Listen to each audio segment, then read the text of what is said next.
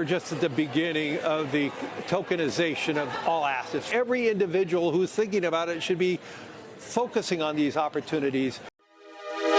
자, 레리 핑크 회장은 누구냐? 월가 제국의 설계자, 월스트리트의 대부, 블랙록의 창업자죠. 여러 가지 호칭이 있습니다만 하여튼 세계 최대의 자산 운용사의 회장이라는 그리고 창업자라는 점입니다. 이 블랙록이 운영하고 있는 자산 규모가 10조 달러 혹은 또 15조 달러라고 이야기하는 사람도 있더라고요. 어쨌든 10조 달러가 넘는다고 합니다. 지금 비트코인의 시가총액이 요즘 떨어져갖고 2조 달러가 되지 않습니다. 그리고 금의 시가총액이 한 25조 달러에서 30조 달러 사이인데 블랙록 한 회사가 운용하고 있는 자산 규모가 10조 달러니까 엄청난 금액이죠. 이 기사에서는 한국 GDP의 6배에 달하는 금액이다 이렇게 계산을 해놨습니다. 그리고 21세기 자본주의 미래를 재설계하는 리더로 평가를 받고 있다. 이런 설명을 곁들였습니다. 이 레리 핑크 회장이 미국 시간으로 어제죠. 빅 브레이킹 뉴스라고 해서 지금 트위터에 올라온 내용입니다. 자, 블랙록의 CEO인 레리 핑크가 비트코인과 암호화폐를 1996년에 인터넷이다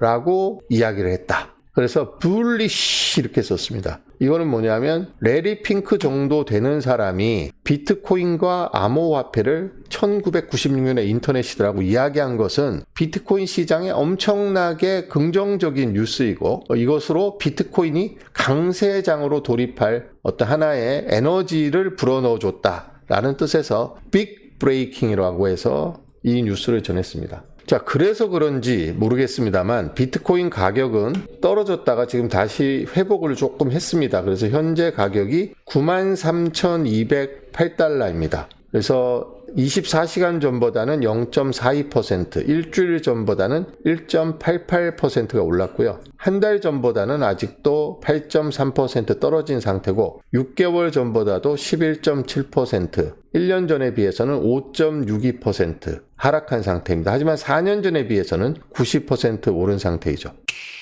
자, 블랙록은 작년 1월 비트코인 ETF를 최초로 출시한 월스트리트의 금융회사입니다. 지금 여기 보시면 이게 블랙록의 ETF iShare 비트코인이라는 ETF가 처음 출시가 된 게 작년 1월이었고 그때부터 이 초록색 바가 월가의 자금이 월가를 통해서 고객의 자금이 비트코인에 유입된 양을 보여주는 그래프입니다. 여기서 초록색은 이 ETF에 돈이 들어왔다는 양의 표시이고요. 밑에 붉은색은 돈이 빠져나갔다는 표시인데 지금 보시면 전체적으로 시장에 출시되자마자 많은 돈이 ETF에 몰렸다는 점을 알 수 있습니다. 최근에 지금 비트코인 가격이 떨어지면서 ETF에서도 자금 유출이 좀 있었습니다만 전체적으로 봤을 때는 이 초록색의 볼륨과 빨간색의 볼륨을 비교해 보시면 비트코인의 ETF를 통해서 유입된 자금이 굉장히 아직도 많다는 걸 알 수 있습니다. 최근에 좀 주춤했습니다만 가장 큰 비트코인 ETF를 운용하고 있는 블랙록의 레리 핑크 회장이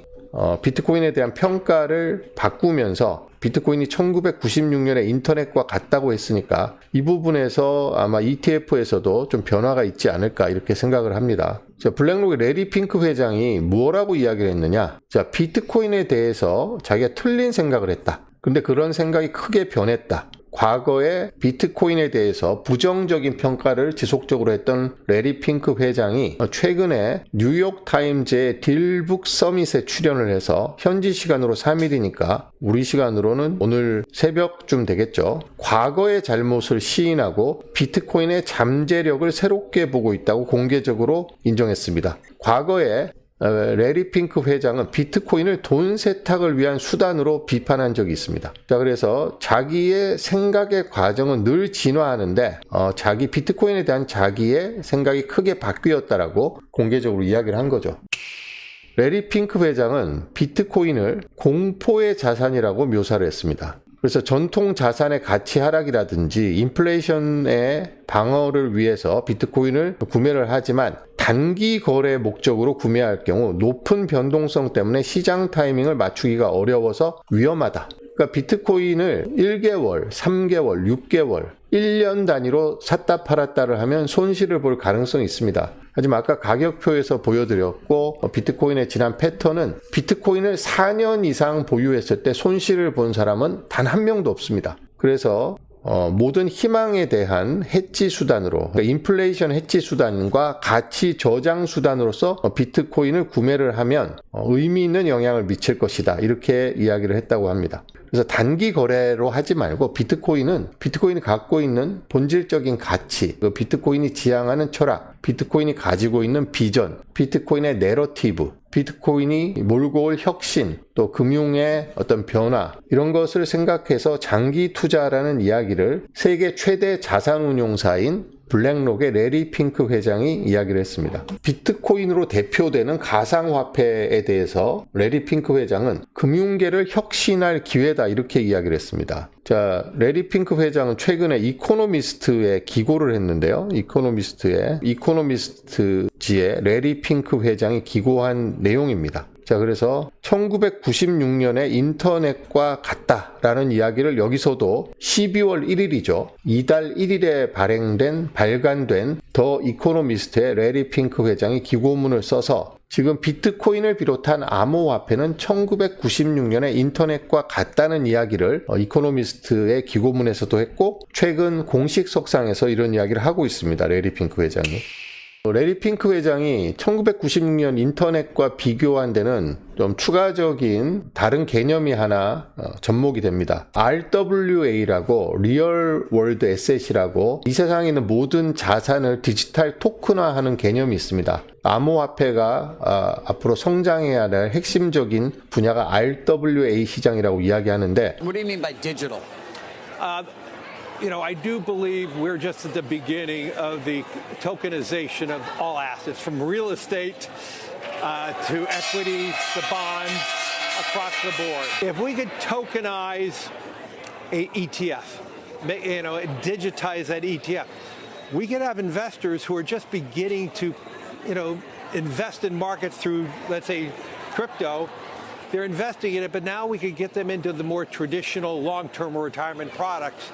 So we look at that as the next wave of opportunity for BlackRock over the next tens of years as we start moving away from traditional financial assets by repotting them in a digital manner. And then having people stay in that digital ecosystem. It's not about if our market's going up or down. Is there a bubble in crypto or is there a bubble in technology? It's about being in the market throughout the cycle. Even if you put money in the United States in the year 1900, and then you had the Great Recession, you had the Depression, you had all these things, you would have earned over 9% over 125 years. So I'm not here to tell anybody if the markets are going to go up or down, but over a long horizon, and every individual who's thinking about it should be focusing on these opportunities. 여기에 대한 상세한 설명은 다음에 기회가 있으면 드리도록 하겠습니다. 어쨌든 레리 핑크 회장은 비트코인을 비롯한 암호화폐가 앞으로 RWA 시장으로 엄청나게 확대가 될 것이라고 이야기를 하면서, 아마존이 1996년에 이제 서점이었죠. 인터넷 서점이었는데 1,600만 달러 상당의 책을 판매했는데, 지금 아마존은 어떻게 됐습니까? 지금 기업 가치가 3조 달러에 해당하는, 지금 마이크로소프트하고 애플과 경쟁을 하고 있는 세계 최대의 전자상거래 업체로 성장을 했죠. 1996년 지금으로부터 29년 전에 아마존은 매출이 1,600만 달러에 불과했습니다만, 지금은 매출이 아니라 시가총액이 3조 달러나 됩니다. 그래서 지금 토큰화된 금융자산이 지난 20개월 동안 300%나 급증하는 등 빠르게 성장하고 있다면서 이 암호화폐 시장을 1996년 인터넷에 비유를 했습니다. 제가 지난번에 2018년 미국 상원 암호화폐 청문회에서 반 볼켄버그가 비트코인을 초기의 이메일과 1972년 초기의 이메일과 비유를 했습니다. 그리고 지금 블랙록의 레리 핑크 회장은 지금의 비트코인을 비롯한 암호화폐를 1996년에 인터넷에 비유를 하고 있습니다. 그러니까 앞으로 폭발적으로 성장을 할 것이라는 점을 이 비유를 통해서 이야기를 하고 있는 거죠.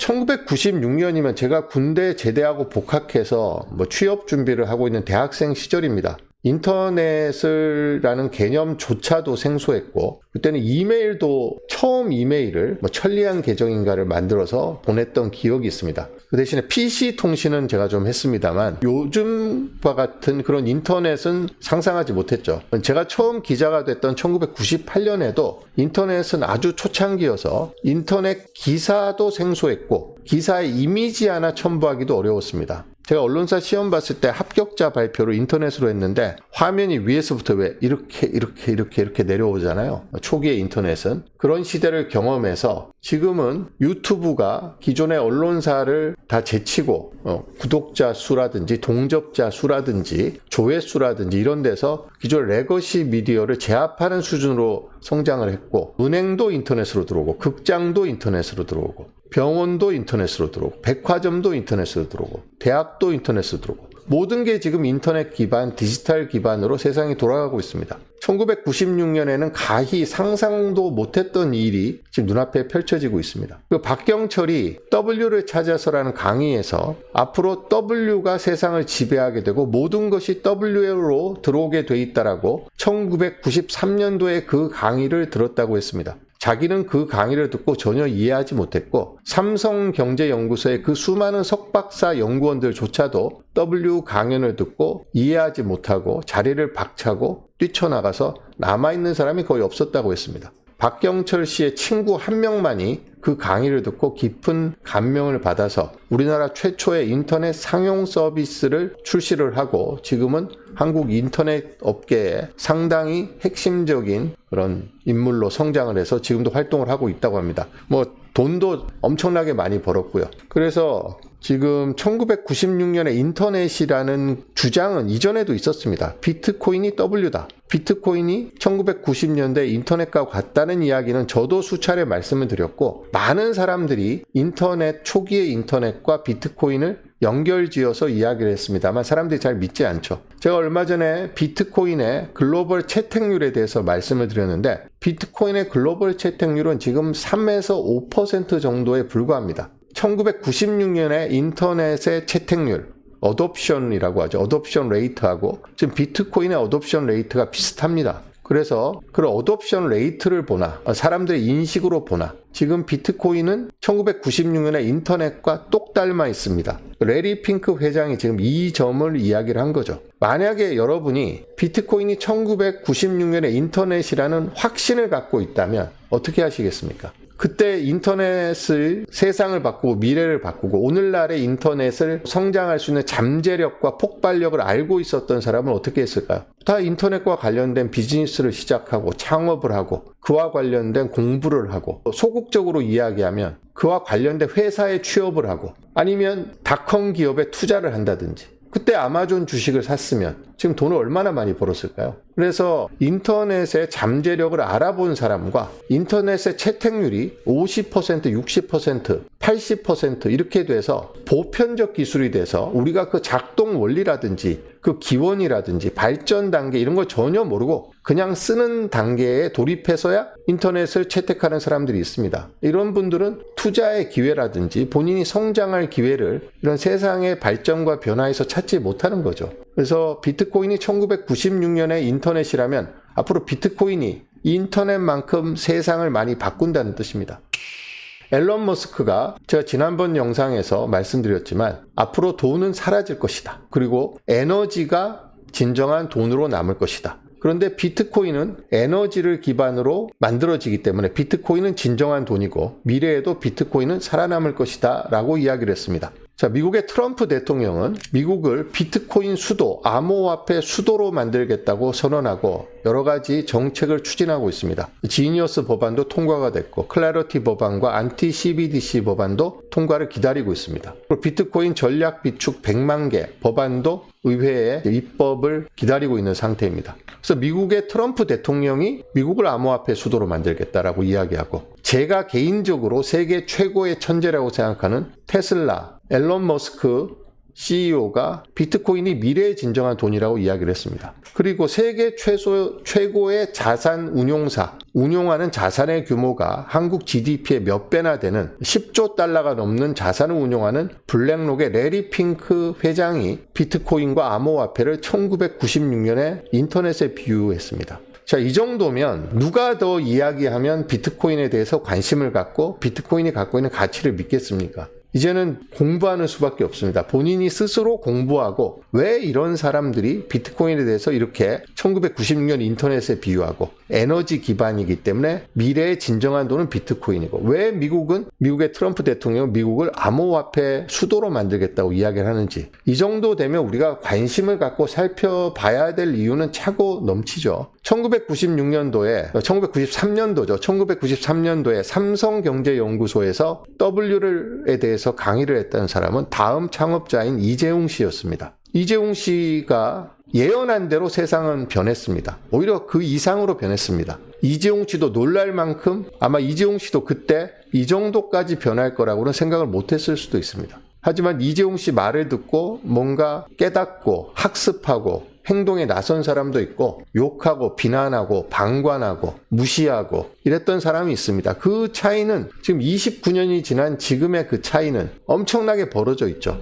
그래서 지금 캐시 우드 아크 인베스트먼트 CEO가 비트코인이 2030년에 150만 달러 갈 것이다 라고 해서 달러 스테이블 코인이 등장하고 한국도 얼마 전에 네이버하고 업비트가 합병을 했잖아요. 네이버가 업비트를 인수를 했죠. 왜 인수를 했느냐? 원화 스테이블 코인을 출시하기 위해서 인수를 했습니다. 이런 스테이블 코인, 피아트 머니와 패깅되어 있는 스테이블 코인이 등장하게 되면 비트코인이 갖고 있는 거래, 일상적인 거래 수단으로서의 역할이 줄어들기 때문에 캐시 우드는 비트코인의 2030년 가격을 150만 달러에서 깎아갖고 120만 달러로 수정 전망했습니다. 세계적인 투자 회사인 아크 인베스트먼트의 캐시 우드도 그렇게 이야기를 하고 있습니다. 그래서 비트코인은 지금 뜬구름 잡는 소리가 아니고 어떤 허황된 사람이 이야기하는 것도 아니고 비트코인은 도박도 아니고 비트코인은 사기도 아닙니다. 지금도 비트코인이 폰지 사기라고 이야기하는 사람들이 있는데 만약에 비트코인이 폰지 사기라면 미국의 대통령이 세계 최대 자산운용사 회장이 세계 최고의 천재 기업가 중에 한 명 테슬라를 이끌고 있는 앨런 머스크가 그리고 아크 인베스트먼트의 회장인 캐시 우드가 이렇게 이야기를 할 리가 있겠습니까? 이렇게 많은 사람이 사기를 옹호하고 있고 사기가 진정한 기술과 혁신인 것처럼 포장해서 이야기할 수는 없는 거죠. RWA라든지 디파이라든지 이런 것은 비트코인이 출시되면서 이더리움이 나왔고 XRP가 나왔습니다. 솔라나도 나오고 많은 암호화폐가 나왔죠. 하지만 그 모태가 되는 것은 비트코인입니다. 앞으로 이더리움도 비트코인 못지않게 성장을 해서 이더리움 가격이 지금 비트코인 가격이 한 5분의 1 정도 되는데 언젠가 이더리움이 비트코인 가격과 비슷해지거나 능가할 가능성도 있습니다만 그런 가능성도 배제할 수는 없겠지만 그 모든 것의 근본은 비트코인입니다. 그래서 비트코인이 2009년에 세상에 나오면서 우리 인류가 암호화폐라는 것을 알게 됐고 암호화폐가 신뢰할 만한 제3자 없이 또 이중 지불 문제 없이 안전하게 개인과 개인이 돈을 주고받을 수 있는 가치를 주고받을 수 있고 또 인플레이션에 영향을 받지 않고 영속적으로 가치가 보존되는 수단이란 걸 지금 깨닫고 있는 거죠. 지금 제가 앞서서 여러 번 말씀드렸습니다만 우리가 금을 신뢰하고 금을 진정한 돈이라고 생각한 역사가 한 1000년 정도 됩니다. 근데 여러분들 지금 금에 투자하는 사람들이 실물금을 갖고 있는 경우가 얼마나 될까요? 제가 신한은행에 골드뱅크가 있습니다. 신한은행에 돈을 넣으면 그만큼 금이 표시되고 금 가격의 변동에 따라서 수익률이 나타나는 그런 통장을 보유한 적이 있었습니다만 숫자로서 제가 금을 보유한 것처럼 보이지만 실제로 금을 보유하고 있지는 않았습니다. 만약에 은행이나 금융기관에서 금과 관련된 상품을 파는데 실제로 그 금을 보관하고 있는지 그 금이 없는데도 있는 척 하는 것인지 알 수가 없습니다. 물론 우리는 은행을 신뢰하기 때문에 당연히 보관할 것이라고 생각을 하지만 사실은 알 수 없는 일이죠. 우리 한국이 보유하고 있는 금 104톤도 한국에 없습니다. 지금 영국 은행에 보관되어 있습니다. 미국이 보유하고 있다는 8,300톤의 금은 어디 있을까요? 군부대인 포트녹스에 대부분 있다고 하는데 그걸 본 사람이 없습니다.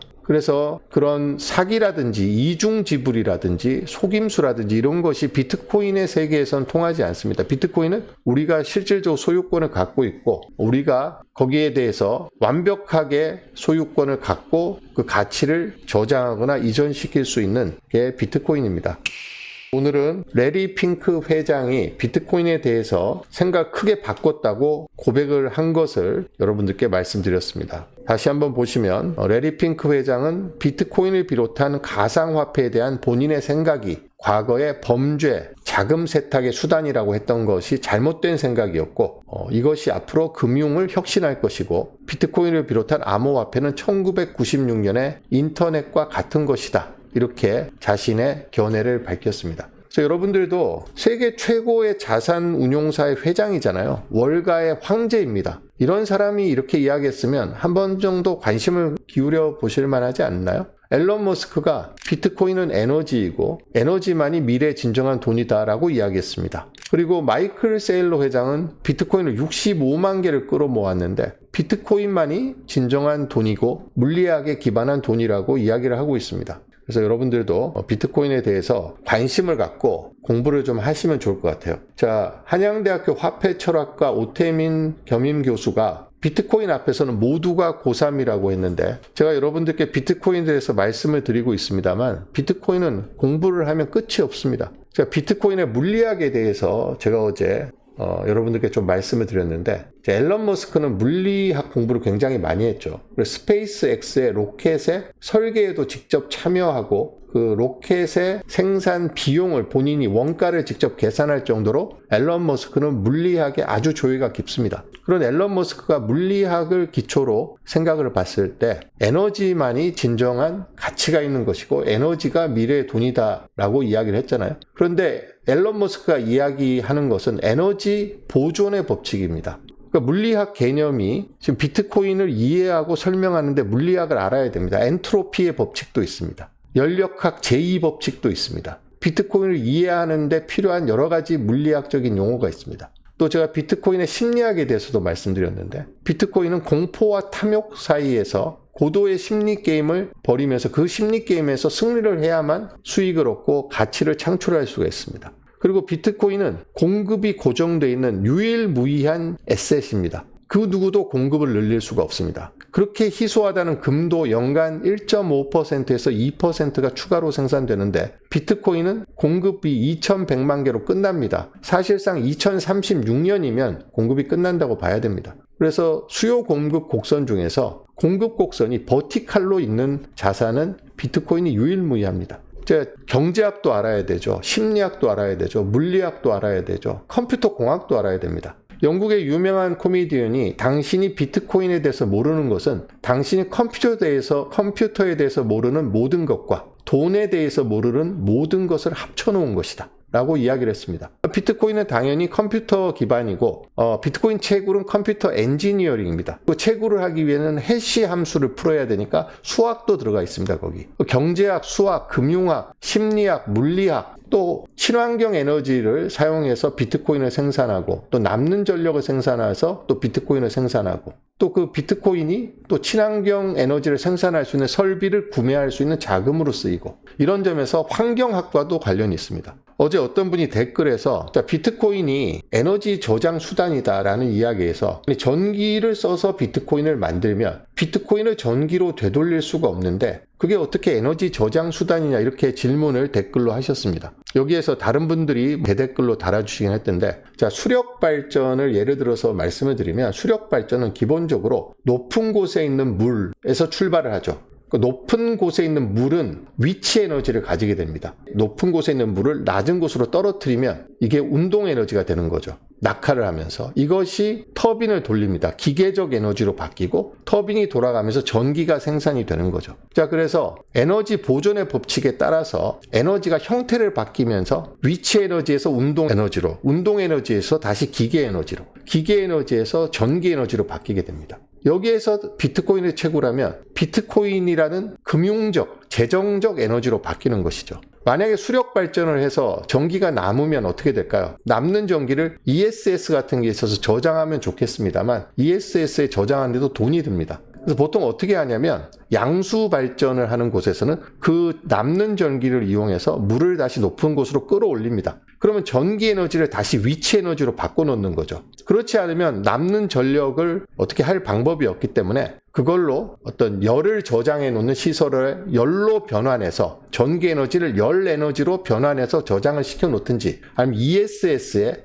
전기 에너지 형태로 보존하든지 아니면 가장 흔한 방식이 양수 발전을 하기 위해서 양수기를 동원해서 다시 높은 곳으로 올려버리는 것입니다. 그러니까 에너지 저장이라는 것이 전기의 형태로만 저장되는 게 에너지의 저장이 아닙니다. 남는 전기를 위치 에너지를 다시 원상복구시키는 것도 에너지의 저장입니다. 전기로 비트코인을 채굴 했는데 비트코인으로 발전 장비를 살 수가 있습니다. 비트코인으로 전력도 구매할 수 있죠. 그런 점에서 비트코인은 무언가 다른 것을 할 수 있는 그런 에너지로 그대로 보존되어 있습니다. 비트코인을 가역적으로 전기를 다시 바꿀 수는 없습니다만 비트코인으로 전기를 살 수 있고 발전 설비를 살 수가 있습니다. 그리고 남는 전기를 어디 딴 데로 보내지 못하잖아요. 그러면 만약에 수력발전소에서 부탄 같은 경우에 전기가 남아 돌아서 인도에 팔고 있습니다. 그런데 수력발전소에서 남는 전기를 양수를 통해서 높은 곳으로 다시 올려놓는데 부탄은 그럴 필요가 없을 정도로 상류의 물이 높은 곳에 물이 풍부하다.